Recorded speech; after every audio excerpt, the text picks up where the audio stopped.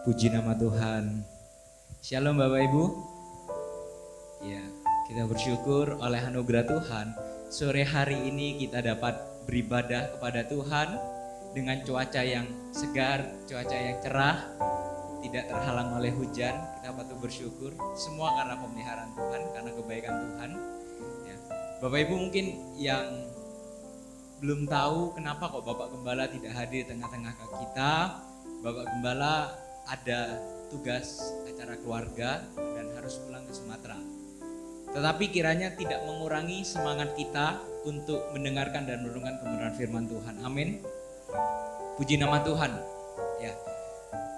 Perenungan kita pada sore hari ini yaitu lanjutan dari khotbah tadi pagi Bapak Ibu. Jadi kebetulan tadi pagi saya yang mengkhotbah dan dari kitab Ulangan pasal 8 ayat yang kedua sampai 10 tadi pagi, dan kita ini selanjutnya. Jadi satu perikop yang sama tentang bersyukur kepada Tuhan, tapi kita melihat sisi yang lain ketika Tuhan memberikan peringatan kepada bangsa Israel. Jadi topik sore hari ini yaitu hati-hati. Hati-hati. Tadi pagi tentang bersyukurlah, tentang bersyukur, sekarang hati-hati. Loh, apa kaitannya? Katanya nyambung, katanya satu perikop, tapi kok tentang hati-hati ya? Ya hati-hati kalau tidak bersyukur Bapak Ibu. Hati-hati kalau tidak bersyukur. Jadi sedikit kilasan yang khotbah tadi pagi, ketika kita diajarkan untuk selalu bersyukur kepada Tuhan, ada tiga hal. Ada tiga hal cara bagaimana kita harus bersyukur. Yang pertama, kita selalu mengingat pertolongan Tuhan. Mengingat pertolongan Tuhan. Dan yang kedua, kita meresponi pertolongan Tuhan. Dan yang ketiga, kita mempercayai pertolongan Tuhan.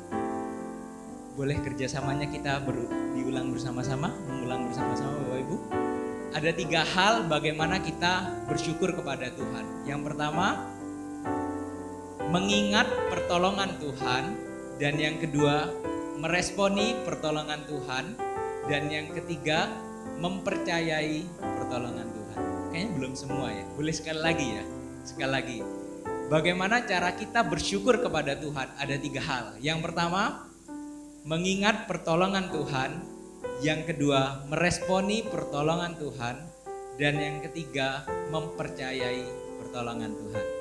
Ya Bapak Ibu kalau hafal ini sudah bisa pulang untuk berkat khotbah tadi pagi ya. Benar ya. Itu berkat khotbah tadi pagi, bersyukur ketika Bapak Ibu ikut pagi dan sore. Jadi sore hari ini melengkapi. Kenapa? Karena masih di satu perikop yang sama pembacaan, tapi di ayat selanjutnya. 10 ayat selanjutnya, 11 atau 10 ayat selanjutnya. Yaitu tentang hati-hati. Seringkali kita mendengar kata hati-hati, apalagi kalau mau berpisah atau mau pergi. Hati-hati ya di jalan. Walaupun lagu hati-hati di jalan itu melu menyedihkan gitu ya, galau. Kalau teman-teman yang anak muda mungkin familiar dengan lagu hati-hati di jalan. Kata hati-hati di jalan itu bentuk care kita kepada sesama. Tadi siang saya dengan pacar, tiba waktu kita berpisah dan dia mengeluh ketika saya bilang, dia bilang hati-hati ke saya, tapi saya tidak bilang hati-hati ke dia gitu. Hati-hati itu sangat penting dalam arti ketika berpisah, hati-hati ya di jalan, kayak Tuhan memberkati, Tuhan menyertai. Tuhan menyertai. Sedikit pengawalan, beberapa minggu yang lalu saya sempat melihat ada postingan dari salah seorang, yaitu katakan demikian Bapak. Hati-hati di jalan, kalau di jalan harus pakai hati. Hati-hati ya di jalan, tapi jangan lupa kalau di jalan kita juga harus pakai hati. Kenapa? Tanpa dipungkiri ada pengendara-pengendara yang terkadang tidak pakai hati. Nyelonong sana, nyelonong sini, mungkin itu yang akhirnya ditilang gitu ya. Akhirnya nyerempet marah-marah. Ada beberapa berita pengendara Pajero, ada pengendara apa yang marah-marah ini karena mobil mewahnya diserempet. Hati-hati di jalan. Kalau di jalan harus pakai hati. Jadi hati-hati itu hal yang sederhana tapi sangat bermakna dalam. Itu ketika kita di jalan kita harus berhati-hati. Pertanyaannya, bagaimana dengan kerohanian kita? Apakah kerohanian kita sudah berhati-hati di dalam kita menjalani kerohanian kita? Apakah kita sudah bersungguh-sungguh waspada? Bapak Ibu kalau nyetir, apalagi yang suka touring-touring jalan keluar kota gitu ya, tentunya kita harus berhati-hati, harus serius. Gak ada kata orang nyetir tiba-tiba lengkang kangkung dengan ngantuk-ngantuk baca koran, gak mungkin ya. Tapi kita harus benar-benar fokus, kita harus berjaga-jaga, berhati-hati. Kenapa? Karena kalau kita sedikit lengah, ambiar. Saya berapa kali dulu ke Bondowoso Jember, sekolah di Jember SMA, pernah naik sepeda motor tertidur Bapak. Langsung akhirnya waspada gitu ya, takut ya. Karena sangat bahaya sekali gitu, sangat bahaya. Jadi di jalan pun sangat harus berhati-hati. Tapi pertanyaannya, bagaimana dengan kerohanian kita? Apakah kerohanian kita sudah menjalani dengan hati-hati? Atau justru ya sudahlah, saya sudah Kristen, saya percaya bahwa Tuhan baik, Tuhan menyelamatkan saya pasti masuk surga, amin gitu. Dan akhirnya menjalani kehidupan, datang beribadah, pelayan, ya sekedarnya. Apakah kita sudah berhati-hati menjaga iman kita, merawat iman kita, atau justru belum? Itu menjadi perenungan kita sore hari ini. Jadi pesan ini semoga tidak hanya hati-hati di jalan, tapi hati-hati juga ketika kita menjaga kerohanian kita, dan kita menjalaninya juga harus pakai hati. Ketika kita melakukan untuk Tuhan, marilah kita melakukan pakai hati. Ya, secara khusus pembahasan kita yaitu hati-hati jangan melupakan Tuhan. Hati-hati jangan melupakan Tuhan. Tadi dengan pesan tadi pagi tentang bersyukur, poin yang pertama yaitu mengingat pertolongan Tuhan. Mengingat berarti tidak melupakan. Kalau melupakan berarti tidak mengingat. Jadi lawan katanya dengan mengingat. Jadi hati-hati ketika kita melupakan Tuhan. Melupakan mantan itu silakan Bapak Ibu, tapi jangan melupakan Tuhan ya. Harus melupakan mantan justru ya, boleh susah move on ya. Tapi kita tidak boleh melupakan Tuhan. Justru firman Tuhan sangat tegas mengatakan berhati-hatilah. Kalau kita sampai melupakan Tuhan, ini bukan hal yang sederhana, tapi justru fatal sekali. Jadi ini menjadi perenungan kita bahwa hati-hati dalam kehidupan kita. Mari kita jangan melupakan Tuhan. Saya undang pembacaan kita melihat peringatan Tuhan kepada bangsa Israel. Kita membuka dalam Ulangan pasal yang ke-8. Ulangan pasal yang ke-8 ayat yang ke-11. Ulangan 8 ayat 11 sampai 20. Hati-hatilah supaya jangan engkau melupakan Tuhan Allahmu dengan tidak berpegang pada perintah, peraturan, dan ketetapannya yang kusampaikan kepadamu pada hari ini. Dan supaya apabila engkau sudah makan dan kenyang, mendirikan rumah-rumah yang baik serta mendiaminya. Dan apabila lembu sapimu dan kambing dombamu bertambah banyak, dan emas serta perakmu bertambah banyak, dan segala yang ada padamu bertambah banyak, jangan engkau tinggi hati, sehingga engkau melupakan Tuhan Allahmu yang membawa engkau keluar dari tanah Mesir, dari rumah perbudakan. Dan yang memimpin engkau melalui padang gurun yang besar dan dahsyat itu, dengan ular-ular yang ganas, serta kalajengkingnya dan tanah yang gersang, yang tidak ada air. Dia yang membuat air keluar bagimu dari gunung batu yang keras.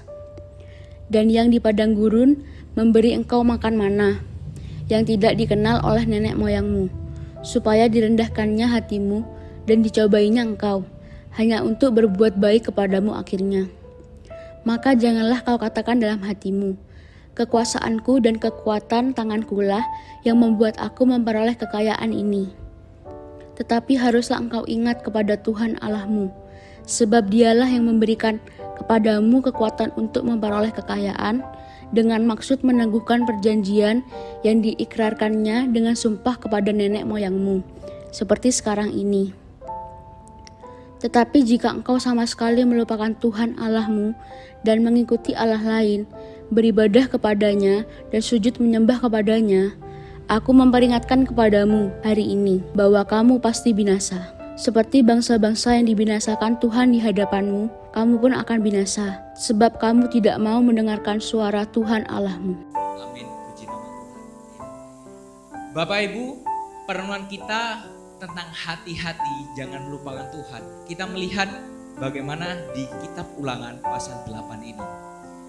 Peringatan dari Tuhan melalui Musa kepada bangsa Israel, Bapak Ibu. Jadi sedikit ulasan kitab Ulangan ini mengulang kembali. Jadi perjalanan di akhir bangsa Israel, di perjalanan keluar dari Mesir ke tanah Kanaan, sudah melewati 40 tahun, tapi masih belum masuk tanah Kanaan, Bapak. Jadi masih di penghujung acara lah gitu. Tapi belum selesai. Dan mengulang untuk mengingatkan kembali momen-momen apa, peristiwa-peristiwa apa yang telah terjadi, apa yang telah Tuhan lakukan kepada bangsa Israel.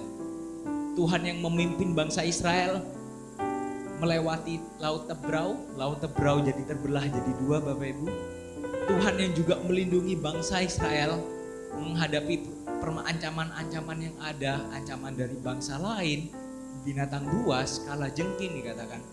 Bahkan pakaian mereka pun tidak sampai ada yang kusut, maksudnya tidak terkoyak gitu. Mereka bisa melewati itu selama 40 tahun. Perjalanan yang sangat panjang. Pikir-pikir, saya masih usia 25, jadi masih belum ada apa-apanya dengan usia perjalanan bangsa Israel. Sangat lama, waktu yang sangat lama sekali. Dan ketika kita melihat di ayat-ayat sebelumnya, Tuhan berulang kali mengatakan, ingatlah peristiwa-peristiwa itu. Ingatlah dan ingatlah. Kenapa kok selalu terus diingat? Supaya mereka sadar bahwa Tuhan telah menolong bangsa Israel. Tuhan telah melindungi, menyertai bangsa Israel dengan luar biasa. Mereka menyaksikan secara langsung, Bapak Ibu. Dan ketika mereka mengingat setiap momen-momen itu, ada berkat, ada janji-janji Tuhan yang telah Tuhan sediakan. Tapi sebaliknya, Bapak Ibu, tadi pagi kita melihat sisi berkatnya, yang sore ini kita melihat kalau tidak ingat, justru kita melupakan Tuhan, melupakan kebaikan-kebaikan Tuhan. Itu juga ada konsekuensinya. Ada konsekuensinya. Karena kita tahu bukan Tuhan yang kejam, tapi karena kita punya Tuhan yang adil. Tuhan yang adil, Tuhan yang tegas atas kehidupan kita. Ibarat seorang orang tua yang mendidik anaknya. Ketika anak nakal, apakah anaknya dipuji, Bapak Ibu? Tidak, tentunya ditegur. Kalau ngelawan bisa lebih marah lagi orang tua. Kamu anak kecil kok sudah ngelawan gitu. Kita mendidik anak itu dengan tegas, dengan adil. Kenapa? Karena kita sayang, karena kita peduli kepada anak. Saya belum punya anak ya. Tapi orang tua kepada anak gitu. Sebenarnya saya ke adik-adik lah gitu. Ketika mereka batuk, ya mereka tidak boleh makan permen. Itu hal yang sederhana. Bukan kejam, tapi karena sayang dan peduli. Ketika melanggar, ya ada konsekuensinya. Begitu juga dengan bangsa Israel.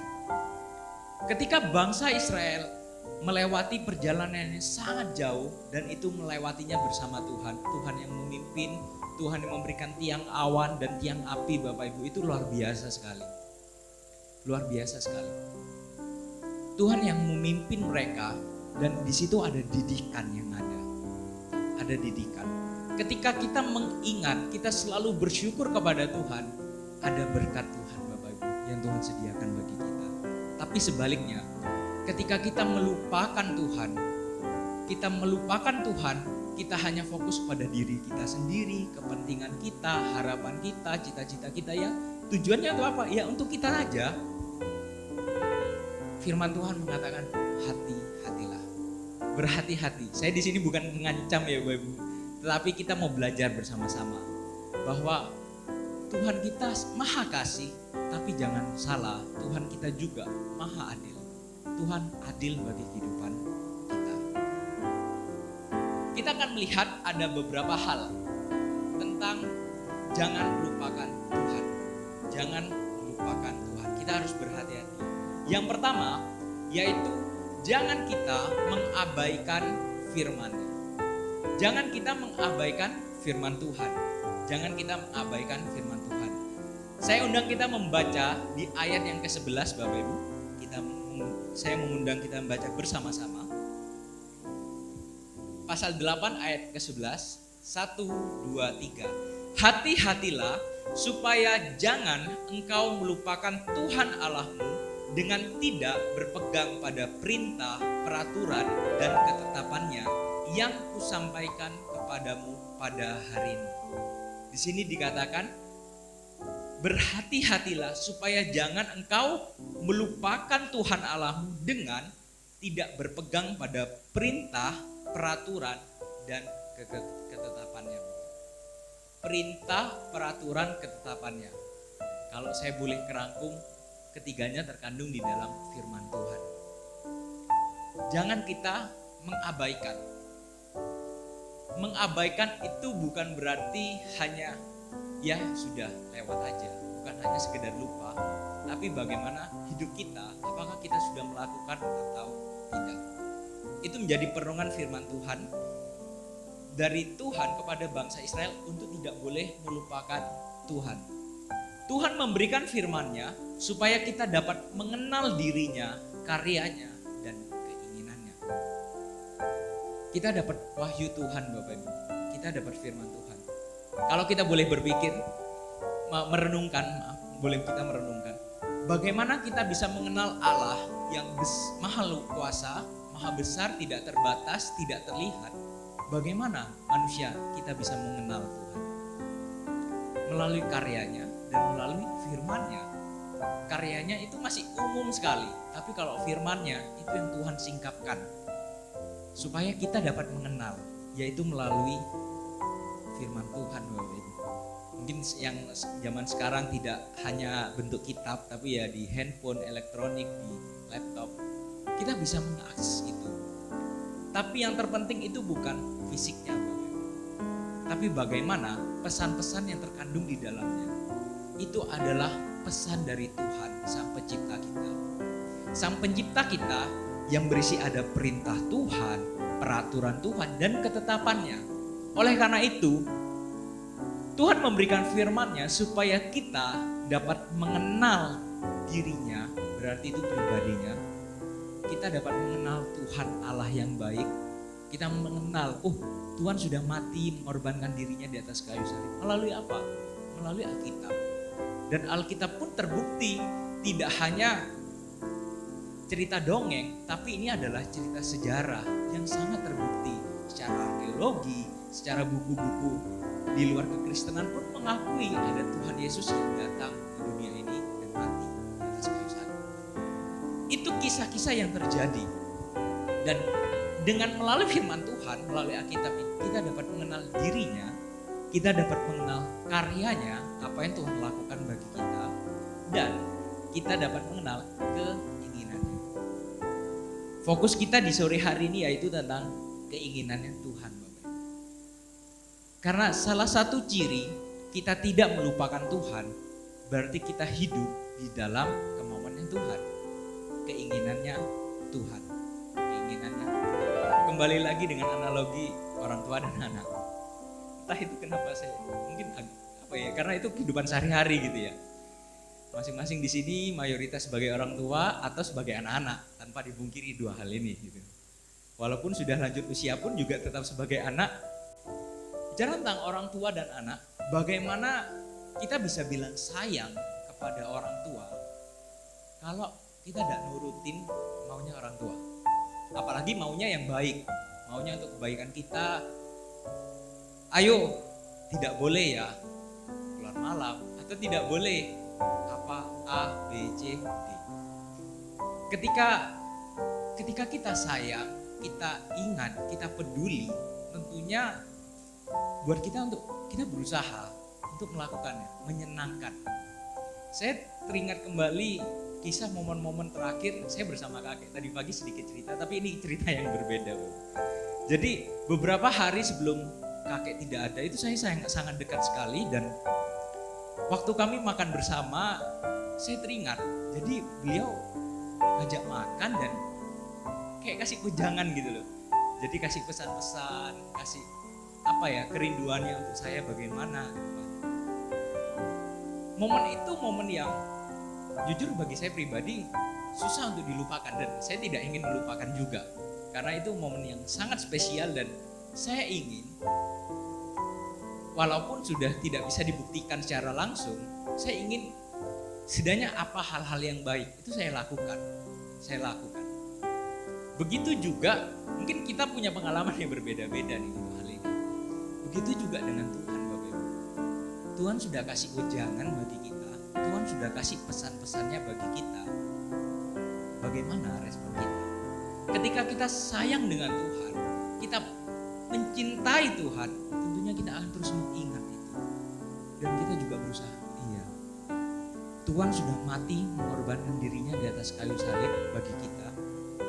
Bagaimana peran kita sebagai anak Tuhan? Apakah kita mau menyenangkan hati Tuhan atau tidak? Kalau kita mau menyenangkan hati Tuhan, berarti mari kita cari tahu keinginannya dan kita berusaha untuk melakukan apa yang diinginkannya. Mengabaikan firman Tuhan, Bapak Ibu, sebagai poin pertama kan jangan mengabaikan firman Tuhan. Mengabaikan firman-Nya berarti bukan hanya perihal lupa, tetapi tidak mau melakukannya. Ada banyak orang-orang yang pakar, ya bisa dibilang mungkin orang anak-anak sekolah yang sekolah kitab, ataupun jemaat biasa tapi hafal sekali, katam ayat-ayat firman Tuhan. Tapi poinnya kan bukan kita tuh mengingat setiap keinginannya Tuhan, tapi bagaimana kita terus berusaha melakukan apa yang Tuhan inginkan. Karena kalau dibilang hafal tentang hukum Taurat, orang Yahudi, apalagi orang Farisi, ahli Taurat, jauh lebih pakar sekali. Mereka sangat-sangat hafal. Sejak kecil mereka selalu dididik, Bapak Ibu, untuk membicarakan, sharing-sharing itu tentang isi hukum Taurat gitu. Hukum Taurat. Padahal isi hukum Taurat sangat banyak sekali, 613. Tapi Tuhan menegur kerohanian orang Farisi, ahli Taurat. Kenapa? Karena hati mereka yang jauh. Jadi tentang mengabaikan firman Tuhan itu tidak hanya tentang ingat kita. Tentang ini saya sudah ingat kok. Khotbah pesan ini. Nanti poin-poinnya ini kok. Nanti ujung-ujungnya ini juga. Kita belajar bersama-sama bahwa kita tidak hanya ingat atau hafal firman Tuhan, tapi bagaimana kita melakukannya bersama-sama. Ini ada sedikit ilustrasi yaitu robot, Bapak Ibu. Mungkin kurang relate di Indonesia yang kurang banyak, kita masih belum dekat dengan robot gitu. Tapi tanpa dipungkiri banyak teknologi di Indonesia ini sudah pakai sistem, semuanya pakai sistem. Secara khusus di negara-negara maju, saya teringat bulan lalu kurang lebih ada saudara yang ke Thailand dan satu restorannya itu pegawainya pakai robot, Bapak Ibu. Jadi bawa makanannya dan yang lain. Kita pesan itu tinggal tekan-tekan tombol yang ada. Jadi dengan sangat canggihnya itu. Tentunya siapa yang menciptakan robot? Manusia. Pasti manusia lah. Entah siapa namanya saya tidak tahu, tapi pasti manusia, bukan yang lain. Manusia menciptakan robot. Berarti kan manusia sudah mendesain robot ini akan jadi seperti apa. Menjadi robot yang melayani pegawai di restoran, atau kalau kartun robot Baymax itu dirancang untuk melindungi penjaganya, melindungi pemiliknya. Dan robot-robot yang lain itu punya tugasnya masing-masing. Siapa yang ngatur? Yang pencipta. Pencipta yang ngatur. Kalau robot itu misalnya nih, orang menciptakan robot seperti yang tadi saya cerita di restoran, dia bawa makanan. Sudah dirancangnya seperti ini, Bapak. Tapi ternyata robot ini tidak melakukan itu. Justru robot ini melakukan yang lain. Walaupun terkesan keren, terkesan penting, Tapi kalau itu tidak sesuai dengan rancangan yang diatur oleh penciptanya, apakah berfungsi dengan baik? Tidak. Justru penciptanya bukan senang, tapi kayak heran loh. Kok jadinya kayak gini ya? Saya rancangnya kan gak kayak gini, kok beda gitu. Kita memang tidak bisa disamakan dengan robot. Tapi kita harus paham bahwa kita adalah ciptaan. Dan kita punya sang pencipta. Siapa? Yaitu Allah kita, Allah sang pencipta. Allah yang telah mengorbankan anaknya yang tunggal untuk menebus dosa kesalahan kita. Dan percayalah, Allah sudah punya desain masing-masing bagi setiap kita. Allah sudah punya blueprintnya masing-masing. Bahkan Alkitab mengatakan, sejak ada di kandungan pun, Tuhan sudah tahu masing-masing kita nih ke depan akan menjadi apa. Tuhan sudah tentukan, Tuhan sudah panggil setiap kita dengan jalannya masing-masing. Mari kita mau terus belajar untuk kita menyenangkan keinginannya sang pencipta kita. Kita ingat terlalu, kita tidak mengabaikan firman-Nya. Pertanyaan dan perenungan kita, apakah kita memiliki kesukaan untuk membaca, merenungkan, serta berusaha untuk melakukan firman Tuhan? Bagaimana keadaan kita saat ini, Bapak Ibu? Apakah kita sudah suka? Ini bukan bicara rajin atau suka bolong-bolong ya. Tapi hati kita dulu nih, apakah kita sudah suka? Saya suka makan pedas ketika dapat, ini makanan enak. Itu tanpa perlu mikir panjang gitu, Bapak. Aku pengen makan dan bisa makan yang puas gitu. Karena saya suka. Ketika kita melakukan hal yang suka, itu kan tidak dengan paksaan. Kita dengan penuh sukacita. Bagaimana respon kita dengan firman Tuhan? Apakah kita sudah suka ketika kita disuruh, didorong, atau kita harus baca, merenungkan, dan melakukan firman Tuhan? Apakah kita sudah suka? Kalau kita sudah suka, puji Tuhan, tetap semangat. Mari kita menyemangati sesama kita. Tapi kalau belum, mari sore hari ini kita sama-sama belajar kebenaran firman Tuhan. Kita sama-sama mau bertumbuh bersama-sama untuk tidak mau melupakan Tuhan. Kita terus mengingat setiap apa yang Tuhan inginkan dalam hidup, yaitu melalui firman Tuhan. Sedikit sharing, kami anak-anak kaum muda kurang lebih sekitar 1 bulan terakhir ini punya program baru, Bapak Ibu. Program yang dulu pernah tapi meredup, tenggelam, dan sekarang muncul lagi, kita munculkan lagi, Bapak Ibu. Yaitu baca Alkitab 1 hari 1 pasal. 1 hari 1 pasal. Mungkin hal yang sederhana dan tidak terlalu cuma 1 pasal. Tapi berjalannya waktu, lihat dari report-reportnya pun dan saya alami, itu bukan hal yang mudah. Mungkin di awal-awal semangat semua. Tapi akhirnya turun, muncul, hilang. Dan itu pun pergumulan untuk kedisiplinan. Tapi yang saya mau sharingkan ini sisi positifnya. Bagaimana? Itu hal yang baik. Kita saling mendukung satu dengan yang lain untuk ayo kita sama-sama baca firman Tuhan. Kita sharing firman Tuhan. Kenapa saya bagikan ini kepada jemaat umum juga? Kiranya saya rindu itu menjadi gaya hidup kita bersama-sama. Walaupun tidak harus ada program juga di WA GPP Siloam secara umum. Tapi setidaknya kita sudah punya kebiasaan minimal 1 pasal. Puji Tuhan kalau sudah yang lebih, puji Tuhan. Tapi yang belum, mari saya dorong untuk kita sama-sama. Bukan diukur itu bukan dari sedikit atau banyaknya pasal, tidak Bapak Ibu. Tapi sikap kita sekali lagi, kerinduan kita, apakah kita dengan kesukaan kita melakukan itu. Ketika kita tahu kita butuh, kita akan melakukan tanpa paksaan. Tanpa orang tahu atau tidak tahu, itu tidak masalah. Karena kita melakukan itu pribadi dengan Tuhan.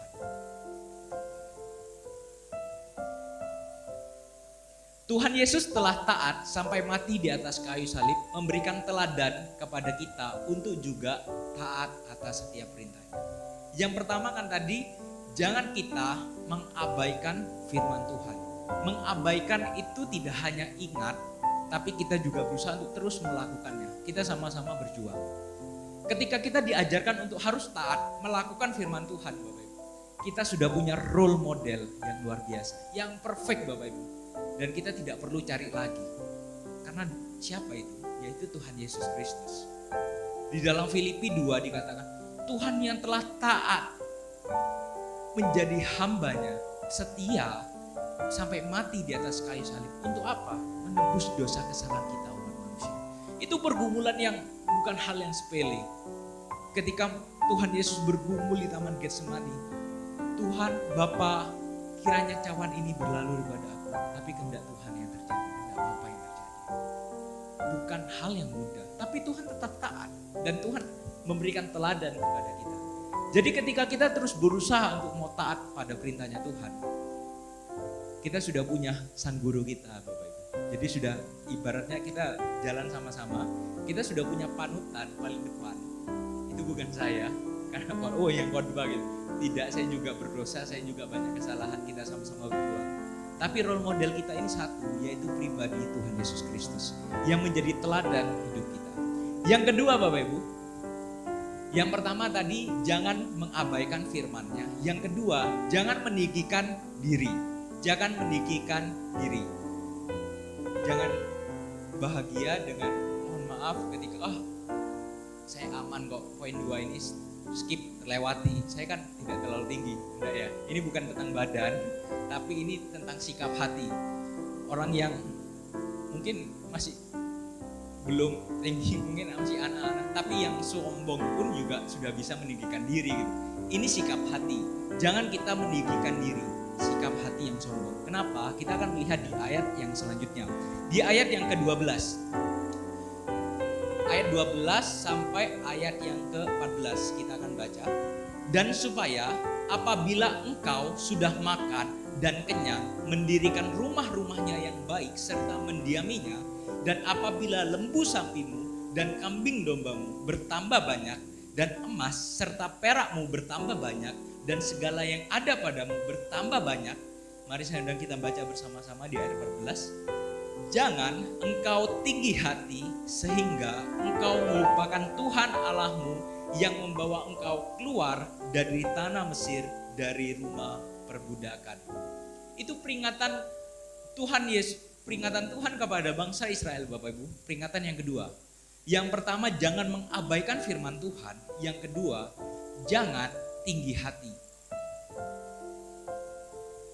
Kenapa kok Tuhan terus ingatlah momen-momen yang terjadi? Tuhan sudah tolong banyak. Tuhan sudah tolong banyak. Itu menyadarkan bahwa bangsa Israel, umat Tuhan, dan kita semua, itu kita selalu butuh Tuhan. Dan Tuhan sangat tidak suka dengan sombong. Tuhan sangat membenci kecongkakan, sombong, Bapak Ibu. Oleh karena itu di ayat 12 sampai ayat 14 dikatakan, jangan kita itu lupa dengan Tuhan ketika kita sudah makan enak. Aduh, dulu kalau kayak saya dulu mungkin pengalaman, saya di asrama dulu makannya apa adanya, 6.000 hanya untuk 3 kali makan. Jadi benar-benar kadang itu pun masih belum dicuri sama teman lagi, adik kelas gitu kan. Jadi struggle-nya itu banyak gitu ya Bapak Ibu. Sekarang sudah bisa makan enak, sudah bisa kerja, istilahnya apa yang diinginkan bisa makan gitu. Kita ada momen-momen dalam kehidupan yang terkadang mungkin seperti roda kehidupan.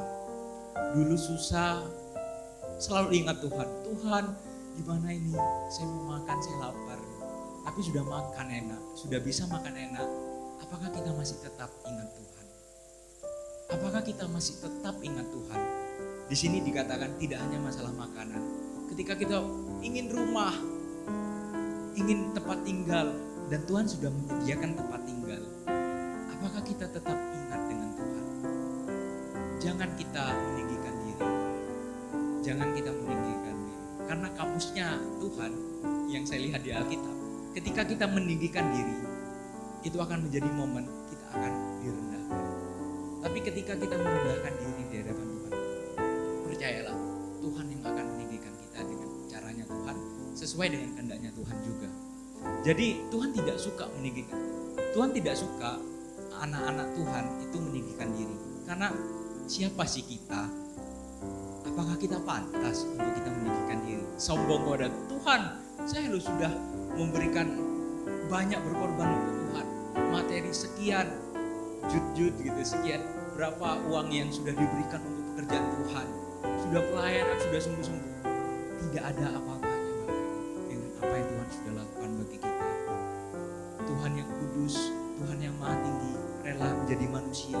menyerahkan diri, Allah yang tidak terbatas menjadi terbatas karena menjadi manusia dan sampai mati di atas kayu salib menebus dosa kesalahan kita. Itu pengorbanan yang luar biasa. Untuk apa? Untuk menyelamatkan setiap kehidupan kita. Jadi jangan kita perhitungan kepada Tuhan.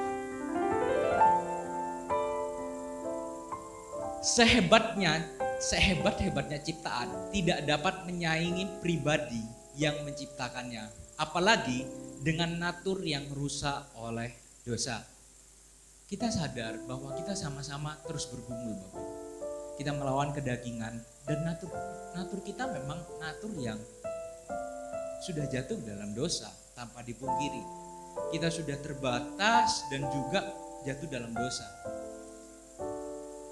Tidak ada yang bisa kita sombongkan. Sehebat apapun itu orang itu. Berapa waktu yang lalu tidak bermaksud menggibah. Ya tapi memang menggibah. Tapi memang itu yang terjadi gitu loh. Ada orang yang sombong sekali. Dan momen-momen selanjutnya apa yang terjadi ya? Tuhan yang berkarya, Tuhan yang menyatakan keadilannya, menegakkan ketegasannya juga. Jadi tidak ada yang bisa kita sombongkan. Sehebat siapapun dia. Entah orang yang terkaya saat ini di dunia atau siapapun dia, tidak bisa disombongkan di hadapan Tuhan. Karena Alkitab mengatakan bahwa apa yang kita capai di dunia ini, apa yang kita miliki di dunia ini hanyalah fana dan sementara. Dan Tuhan yang memiliki kekekalan, jadi tidak ada yang bisa disombongkan. Meninggikan diri akan berujung pada kehancuran atas apa yang dibanggakannya, apalagi sampai melupakan Tuhan. Ketika kita meninggikan diri, Bapak Ibu, apa yang kita banggakan? Jangan salahkan Tuhan atau jangan salah siapa. Ketika ternyata apa yang kita banggakan itu ternyata bisa lenyap. Karena kita tidak bisa handle itu, mengendalikan, menjamin. Pasti itu akan terus kita pegang. Atau mungkin nih, oh tidak mungkin ini sudah kekayaan 7 turunan tidak akan hilang. Tapi kan ketika meninggal tidak bisa dibawa juga. Yang menikmati orang lain bukan dirinya sendiri. Jadi tidak ada yang bisa disombongkan di dunia ini. Tidak ada yang bisa disombongkan di dunia ini. Saya teringat ketika saya waktu masih SMP gitu, namanya masih anak-anak yang belum bertobat apalagi. Saya suka sekali main game, pagi siang malam main game. Sampai kalau ke sekolah, itu semangat ke sekolah bukan supaya bisa dapat pelajaran, tapi supaya kumpul-kumpul dengan teman-teman, cerita gamenya sudah sampai mana dan kayak agak sombong-sombongan gitu kan. Jadi sudah. Ketika saya mengingat momen-momen itu, di situ saya mungkin mencari aktualisasi diri, mencari itu jadi kebanggaan. Wih, saya hebat ini. Di antara teman-teman untuk game ini saya paling top. Tapi saya teringat satu momen di mana saya tiba-tiba dihack. Ibarat dia apa ya? Intinya tuh apa yang sudah saya capai itu tiba-tiba tidak bisa diakses dan hilang semua. Dan benar-benar sudah langsung saya lemas dan kayak kehilangan harapan gitu, masa depan gitu. Padahal hanya game. Tapi karena kebanggaan saya taruh di game itu, akhirnya kayak dunia saya sudah masuk di game itu gitu loh. Apa yang saya banggakan ternyata justru malah hanyalah sementara dan fana. Itu yang pengalaman saya bahwa tidak ada yang bisa kita banggakan. Pencapaian, apapun, sehebat apapun kita, mari kita mau belajar untuk hikmat, kemampuan, itu semuanya pemberiannya dari Tuhan, bukan dari kehebatan kita. Walaupun kita ya tetap rajin, kita tetap sungguh, tapi Tuhan yang memberikan itu semuanya. Saya teringat dari kisah ini yaitu gambar kapal Titanic. Mungkin mayoritas di sini sudah pernah nonton filmnya Titanic. Kalau belum nonton setidaknya pernah dengar lah kalau ada kapal Titanic yang mewah dan akhirnya tenggelam karena tabrak gunung es. Simpang siur kisah yang terjadi bahwa ada latar belakang dari kisah ini, Bapak Ibu. Ada kesombongan entah dari pihak karyanya atau perusahaan yang menyusunnya, Tapi slogannya itu cukup terkenal bahwa kapal Titanic ini sangat megah dan tidak akan bisa ambruk atau tenggelam. Tapi kenyataannya apa? Kenyataannya justru kapal semegah ini pun juga bisa tenggelam.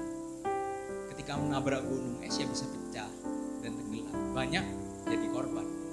Tidak ada yang bisa kita sombongkan dunia. Apapun itu, mungkin ya tidak sampai kita muluk-muluk kapal Titanic gitu. Tapi terkadang hal sederhana Bapak, ketika kita merenungkan, mari jangan kita sombong. Jangan kita, ini loh hebat saya ya. Saya sudah melakukan ini. Apalagi zaman sekarang kan dengan kata slogannya self reward. Saya sudah melakukan ini. Saya mau menghargai, kasih self reward, kasih hadiah untuk diri sendiri gitu. Sebatas yang ada batasannya tentu ya sah-sah aja. Tapi kalau sampai kita akhirnya lihat itu kehebatan kita dan kita melupakan Tuhan, itu kita harus berhati-hati dan kita harus berubah. Oleh karena itu yang pertama, jangan kita mengabaikan firman Tuhan. Yang kedua, jangan kita meninggikan diri kita di hadapan Tuhan. Jadi perenungan kita atas pencapaian kita, apakah kita menyadari bahwa semuanya itu campur tangan Tuhan atau justru kita membanggakan diri sendiri? Segala pencapaian kita, saya dapat gaji sekian ini, saya dapat prestasi ini, saya dapat ini, saya punya ini. Apakah kita sadar bahwa itu campur tangan Tuhan atau justru kita membanggakan diri kita sendiri? Melalui pengorbanan di atas kayu salib menyadarkan kita Bapak Ibu bahwa hidup kita itu telah dilunas dengan pengorbanan Tuhan Yesus Kristus dengan darah yang mahal. Bukan KPR, bukan cicilan, tapi secara lunas. Menjadikan kita itu adalah miliknya Tuhan sepenuhnya. Miliknya Tuhan sepenuhnya. Oleh karena itu tidak ada yang patut disombongkan. Kaitan sama yang ilustrasi sebelumnya tentang robot. Apakah ya robot memang tidak bisa sombong ya. Tapi istilahnya kan apakah bisa membanggakan andaikan robot itu punya jiwa gitu. Saya sudah bisa melakukan ini. Robot bisa sehebat itu, siapa yang ciptakan? Ya sang pencipta, balik lagi. Jadi sehebat-hebatnya sang robotnya akan memperlihatkan jauh lebih hebat lagi sang penciptanya. Jadi sama juga dengan kita Bapak. Ketika kita terus bertumbuh dan kita merasa ada banyak perkembangan dalam diri kita yang dulu tidak tahu menjadi tahu, tentunya hal-hal yang positif. Dan kita akhirnya, saya sudah nyampe ini. Justru itu memperlihatkan bukan kehebatannya kita Bapak, tapi bagaimana kehebatan sang pencipta kita yang jauh lebih hebat lagi yang kita lihat. Bahwa Tuhan sudah melakukan ini atas setiap kehidupan kita. Dan poin yang terakhir, tadi jangan mengabaikan firman Tuhan. Yang kedua, jangan meninggikan diri. Yang terakhir Bapak Ibu, jangan kita menyembah Allah yang lain. Jangan kita menyembah Allah yang lain. Kita membuka di dalam ayat ke-19 ayat 20. Karena ini dua ayat terakhir, saya undang kita baca bersama-sama supaya semangat dan tidak ngantuk ya Bapak. Ayat 19 dan ayat 20. 1, 2, 3. Tetapi jika engkau sama sekali melupakan Tuhan Allahmu dan mengikuti Allah lain, beribadah kepadanya dan sujud menyembah kepadanya, aku memperingatkan kepadamu hari ini bahwa kamu pasti binasa, seperti bangsa-bangsa yang dibinasakan Tuhan di hadapanmu. Kamu pun akan binasa sebab kamu tidak mau mendengarkan suara Tuhan Allah. Teguran keras di akhir ayat di perikop ini Bapak Ibu. Yang awal itu tentang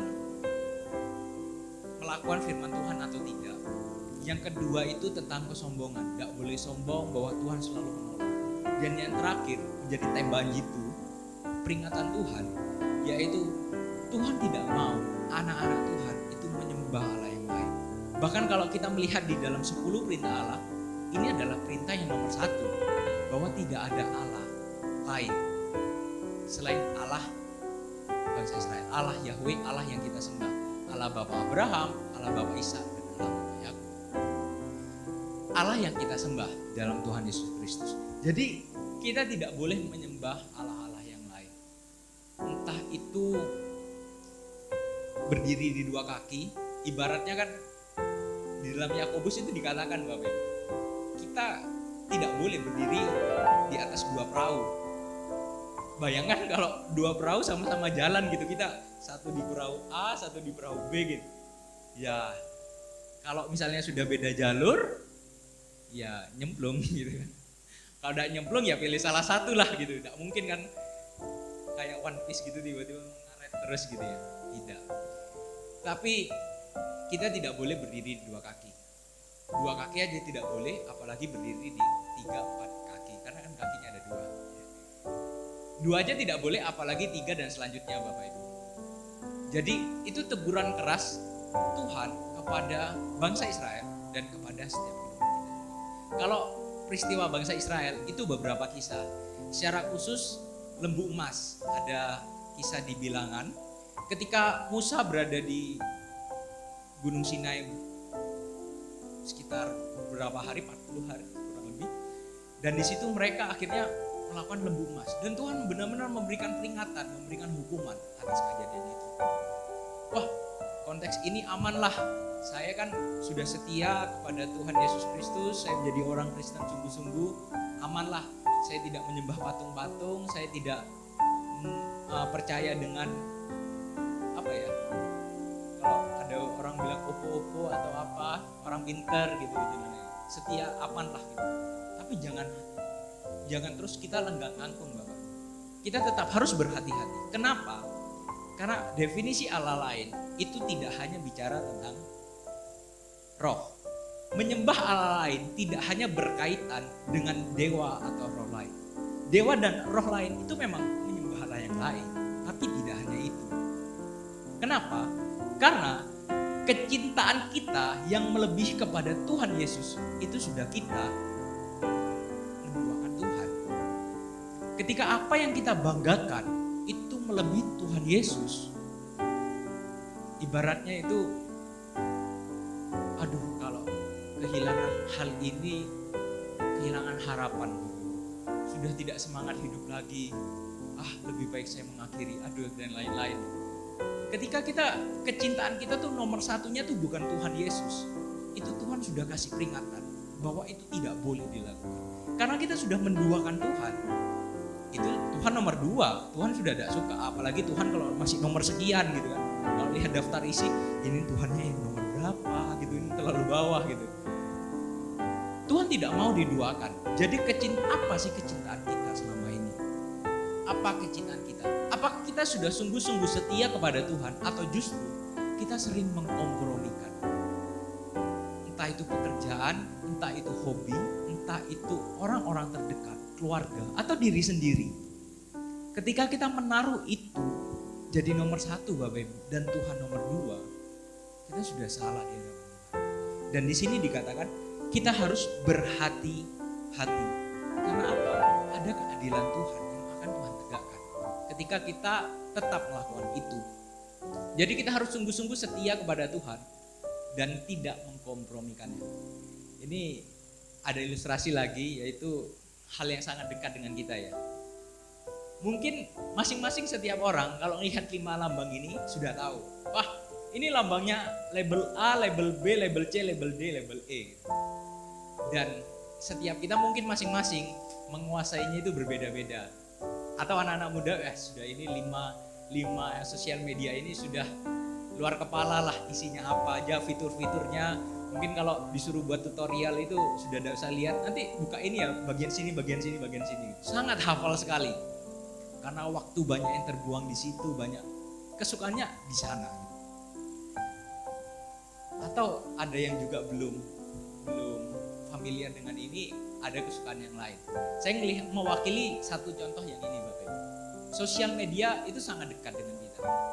Dalam arti kalau saya renungkan, hampir setiap hari kecuali itu daki gunung atau di mana yang tidak ada sinyal sama sekali, itu saya tidak membuka salah satu dari aplikasi-aplikasi yang ada. Saya bukan anti Bapak Ibu, saya ini kayaknya sesat ini, terlalu rohani ya, tidak boleh. Bukan hal yang salah gitu. Tapi kalau kita menaruh kesukaan kita sepenuh waktu, semuanya itu kepada hal seperti ini, Dan dalam prakteknya kita melihat lebih banyak sosial medianya daripada kepentingannya untuk memuliakan Tuhan, menyenangkan hati Tuhan. Justru itu yang menjadi pertanyaan kita. Atau mungkin mohon maaf, saya tidak maksud menyinggung siapa. Kalau beribadah pun masih asiknya itu masih ke 5 hal ini juga gitu, bukan dengan firman Tuhan. Itu kan ini sudah beribadah 1 minggu cuma 2 jam, itu 2 jam pun masih dibagi sama sosial media. Memang sih kita tidak menyembah patung, kita tidak beralih ke kepercayaan yang lain. Tapi kalau hati kita itu menaruh hal-hal yang duniawi jadi nomor 1 Bapak Ibu, kita sudah menduakan Tuhan. Kita sudah menduakan Tuhan. Dan Tuhan mengatakan hati-hatilah. Hati-hatilah. Saya pun juga harus berhati-hati, kita sama-sama belajar untuk berhati-hati. Ketika dengan sosial media atau apapun yang jadi hobi kesukaan kita, mari kita mau belajar bersama-sama. Kita terus update perkembangan zaman, tapi kita tidak terbawa arus Bapak Ibu. Terbawa arus dalam arti kita sudah lupa Tuhan, lupa dengan identitas kita sebagai orang Kristen. Tapi mari kita memakai yang ada itu sebagai sarana, menjadi berkat, menjadi kesaksian bagi orang di sekitar kita. Jangan kita melupakan Tuhan, karena Tuhan tidak pernah melupakan kita. Jangan pernah kita melupakan Tuhan, karena Tuhan tidak pernah melupakan kita. Bahkan Ia menyelamatkan kita dari dosa. Tuhan itu tidak cuma sekedar ingat. Di dalam Yohanes 10 digambarkan Tuhan itu adalah gembala yang baik. Tuhan yang gembala yang mengenal setiap domba-dombanya. Oh, ini namanya A, ini namanya B, namanya C, namanya D. Mengingat nama-nama yang ada. Tidak hanya nama, tapi pribadi. Tuhan pasti ingat. Tapi Tuhan itu tidak melupakan kita, Bapak Ibu. Tidak hanya ingat, tapi Tuhan sudah memberikan yang terbaik bagi kita. Oleh karena itu, jangan kita melupakan Tuhan. Jangan kita melupakan apa yang telah Tuhan kerjakan bagi kehidupan kita. Apa yang Tuhan kerjakan bagi kehidupan kita. Tuhan yang sudah menyelamatkan kita. Tidak ada Allah yang lain yang memberikan jaminan keselamatan dengan mengorbankan dirinya untuk menebus dosa kita selain Tuhan Yesus Kristus. Tuhan Yesus Kristus. Saya di sini tidak bermaksud untuk menyinggung kepercayaan-kepercayaan lain. Tapi akhir-akhir ini saya mendapatkan kesempatan Bapak, yaitu mengajar di kuliah, dan ketika mengajar apologetika dan itu bersinggungan dengan kepercayaan yang lain tanpa dipungkiri. Akhirnya mau tidak mau buat saya jadi lebih harus tahu gitu. Tidak harus, bukan percaya, tapi tahulah ajarannya bagaimana, prinsip-prinsipnya bagaimana. Dan saya meyakini bahwa tidak ada satu jaminan keselamatan seperti yang telah Tuhan Yesus lakukan bagi kita anak-anak. Tuhan sudah mati bagi kita, mengorbankan dirinya bagi kita, berikan yang terbaik, mengangkat kita menjadi anaknya loh, dan memberikan jaminan kita dapat masuk dalam kerajaan surga. Itu adalah harta yang sangat berharga dalam kehidupan kita. Oleh karena itu, mari kita senantiasa mengingat kebaikan Tuhan. Jangan kita mengabaikan firman Tuhan. Jangan kita meninggikan diri sombong di hadapan Tuhan. Dan jangan kita itu menyembah Allah yang lain. Apapun berhala-berhala kita, mari kita mau belajar bersama-sama. Belajar bersama-sama, kita menjadi anak-anak yang bebas, anak-anak yang menaruh Tuhan di tempat yang pertama. Ada lagu praise, namamu selalu ada di tempat pertama di hatiku. Lagu lama ya. Nama Tuhan itu kiranya tidak hanya menjadi namanya Tuhan aja, tapi pribadi Tuhan itu senantiasa ada di posisi yang pertama dalam hati kita. Dengan demikian percayalah ada janji dan berkat Tuhan. Mohon maaf, ternyata tadi bukan ayat terakhir, saya mengakhirinya. Ada satu ayat terakhir Bapak Ibu menjadi berkat bagi kita. Ayat yang pertama, kita membaca bersama-sama, tidak ada di slide. Kita akan baca bersama-sama pasal 8 ayat pertama. Kiranya ini menjadi janji Tuhan yang kita pegang bersama-sama sore hari ini. Ayat pertama, 1, 2, 3. Segenap perintah yang kusampaikan kepadamu pada hari ini haruslah kamu lakukan dengan setia supaya kamu hidup dan bertambah banyak dan kamu memasuki serta menduduki negeri yang dijanjikan Tuhan dengan sumpah kepada nenek moyang. Ketika kita melakukan dengan setia, percayalah Bapak Ibu, ada janji Tuhan. Jadi supaya tidak terkesan saya hanya memberikan hati-hati, peringatan, ancaman, tapi percayalah Tuhan itu adil. Ketika kita setia, kita melakukan 3 hal ini, ada janji Tuhan.